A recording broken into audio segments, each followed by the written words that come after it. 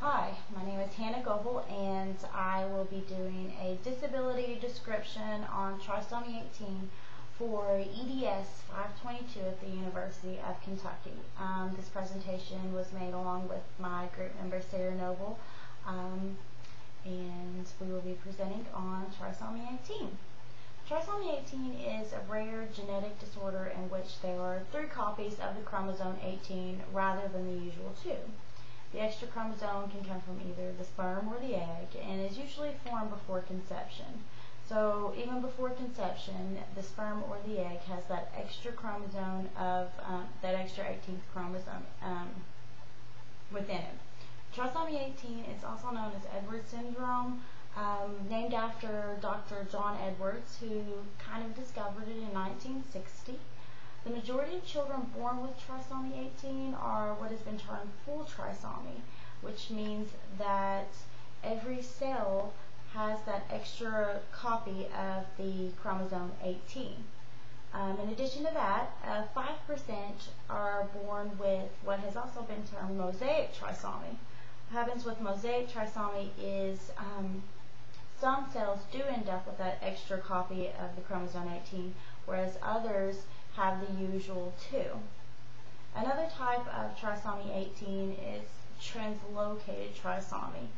In translocated trisomy, a piece of the chromosome 18 becomes attached to another chromosome, such as chromosome 21. And that can also happen before or after conception. In translocated trisomy, affected people have 2 copies of the chromosome 18 plus extra material from the additional chromosome 18 attached to another chromosome.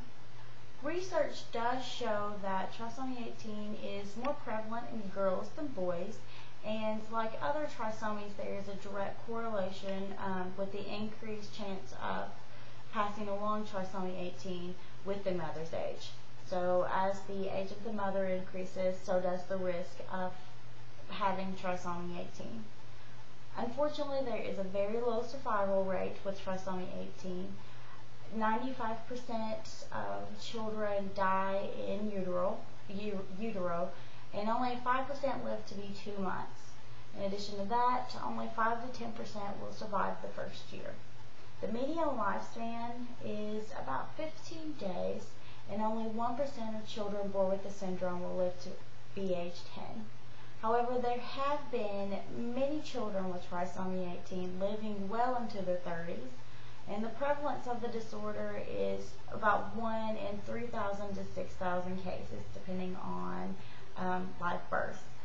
Symptoms and findings may be extremely variable from case to case. However, in many affected infants, some of the following may be found: growth deficiency, feeding deficiency, breathing difficulties, developmental delays, a prominent back portion of the head, small head or low malformed ears, abnormally small jaw, small mouth, a cleft lip or palate, upturned nose, narrow eyelid folds, widely spaced eyes, the dropping of the upper eyelids, overlapped flexed fingers, underdeveloped or absent thumbs, underdeveloped nails, webbing of the second and third toes, club feet, small pelvis with limited movement of the hips, short breastbone, kidney malformations, and structural heart defects at birth.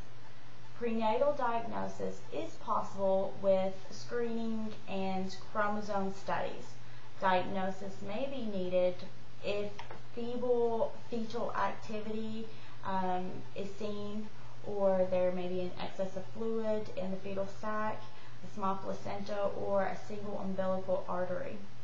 Diagnosis at birth may be needed if the child looks frail or thin, or if the child fails to thrive. In addition to failing to thrive, it demonstrates a weak cry and is typically small for that age. Currently, there is no cure or single-step treatment for trisomy 18. Each of the symptoms, therefore, must be managed separately. Many babies with trisomy 18 have difficult problems with breathing or sucking or swallowing. Others may demonstrate problems with reflux or aspiration. These problems will have to be monitored specifically using treatments that are typical for that type of symptom. Different resources such as physical, occupational, and speech therapy will help improve the difficulties that occur. But unfortunately, once again, there's no set treatment for trisomy 18. Given that, it really takes a collaboration of families, specialists, therapists, doctors, and support groups to be sure that the child is receiving all of the aid that can possibly be given. Implications for education for children with trisomy 18 are not far-fetched or out of reach. There are several success stories in some of the support groups for trisomy 18 that really focus on children going to school and children making those social connections and children obtaining an education. Special services may be needed when considering school for children with trisomy 18 to successfully educate the children. However, it's not impossible or unrealistic. Some children may require adaptive equipment, but will integrate the social systems very well. In addition, there are several support groups out there for families or therapists or anyone that just needs to know something more about trisomy 18. Two of those great websites that I personally learned about were www.trisomyonline.org or www.trisomy.org. And both of these websites are very research-based. Once again, they contain so many success stories and ways that children can be integrated into public schools, in some cases fully included. Trisomy 18, unfortunately, is a rare, well, not unfortunately, but very fortunately, is a rare genetic disorder. But it's not, it doesn't have a grim outlook.